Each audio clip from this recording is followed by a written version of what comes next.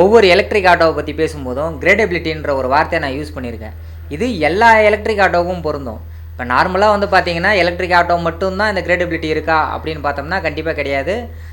CNG, petrol, case, diesel இந்த வெஹிக்கிளில் கூட கிரேடபிலிட்டி இருக்குது. அந்த கிரேடபிலிட்டினா என்ன, ஏன் அதை நம்ம கன்சிடர் பண்ணணும் அப்படின்ற ஒரு விஷயம் நமக்கு முக்கியமாக இருக்குது.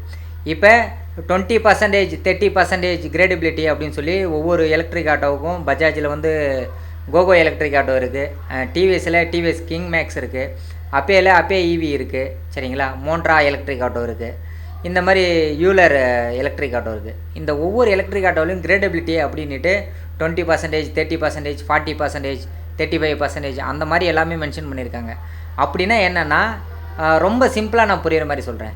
இப்போ நம்ம கிரவுண்ட் சர்ஃபேஸில் இருக்குல்ல, நம்ம கிரவுண்ட் சர்ஃபேஸிலிருந்து ஒரு 20 டிகிரி, சரிங்களா, இல்லைனா 30 டிகிரி, அவங்க எத்தனை பர்சன்டேஜ் சொல்கிறாங்களோ அத்தனை டிகிரி வச்சுக்கோங்க.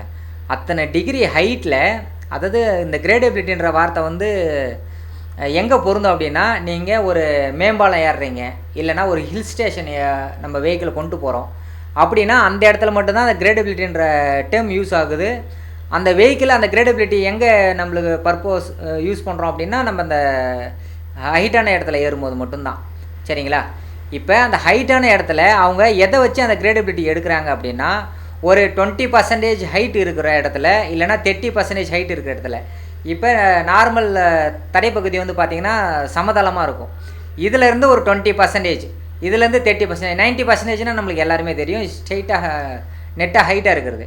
நெட்டாக ஹைட்டாக இருக்கிற இடத்துல எந்த வண்டியாவது ஏறுமா? கிடையாது. ஆனால் நம்ம ஹைட் ஏறும்போது பார்த்திங்கன்னா அந்த பிளேஸ்லேருந்து ஒரு 20%, அந்த பிளேஸ்லேருந்து 30%. இப்போ ஒரு மேம்பாலம் ஏறுறீங்க அப்படின்னா இனிஷியலாக வந்து பார்த்திங்கன்னா இப்படி மேலே ஏறிக்கிட்டே போயிட்டுருக்கும். அதுக்கப்புறம் பார்த்திங்கன்னா சென்ட்ரலில் வந்து பார்த்திங்கன்னா ஒரு 90%, 90 டிகிரியில் வந்து 0 பொசிஷன் வந்துடும். திரும்ப கீழே இறங்கும் போது, மேலே ஏறும்போது எப்படி உங்களுக்கு 20 டிகிரி, 30 டிகிரி, 40 டிகிரின்னு இன்க்ரீஸ் ஆச்சோ, அதேமாதிரி கீழே இறங்கும் போது -20 டிகிரி, -40 டிகிரி, -30 டிகிரின்னு சொல்லிட்டு டிக்ரீஸ் ஆகும். ஸோ அந்த கிரேடபிலிட்டின்றது ஒன்றும் இல்லை, ஆங்கிள் தான்.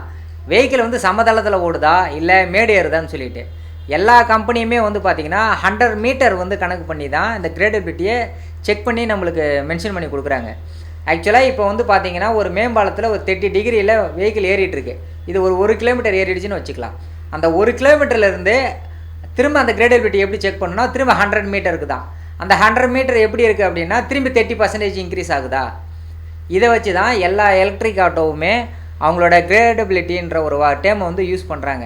நீங்கள் அந்த கிரேடபிலிட்டி அதிகமாக இருக்கிற ஆட்டோவை சூஸ் பண்ணாலும் சரி, இல்லை டார்க் அதிகமாக இருக்கிற ஆட்டோவை சூஸ் பண்ணாலும் சரி, இல்லை அதிக பவர் ப்ரொடியூஸ் பண்ணுற எலக்ட்ரிக் மோட்டார் வச்சுருக்கிற ஆட்டோவை சூஸ் பண்ணாலும் சரி, அது ரொம்ப யூஸ்ஃபுல்லாக இருக்கும். மலைப்பகுதியிலையோ அதிகமாக மேடு பள்ளம், அதிகமாக மேட்டில் ஏறி இறங்குறவங்க, இல்லை ஒரு ஹில்ஸ், ஒரு குன்று கூட இருக்கலாம். நீங்கள் மலையிலேனா மலையிலே மட்டும் கிடையாது, இல்லைனா அதிகமாக மேம்பாலம் ஏறி இறங்குறவங்க, இதெல்லாம் இவங்களாம் வந்து பார்த்திங்கன்னா அதிக டார்க் இருக்கிற வெஹிக்கிளாகவும், அதிக கிரேடபிலிட்டி இருக்கிற வெஹிக்கிளாகவும், அதிக பவர் ப்ரொடியூஸ் பண்ணுற பர்மனெண்ட் மேக்னெட் சிங்க்ரனஸ் மோட்டர் இருக்கிற வெஹிக்கிளாகவும் சூஸ் பண்ணுறது பெஸ்ட் ஆப்ஷன்.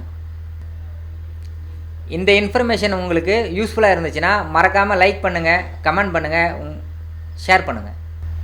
அதுக்கு முன்னாடி எல்லோரும் சப்ஸ்கிரைப் பண்ணுங்கள்.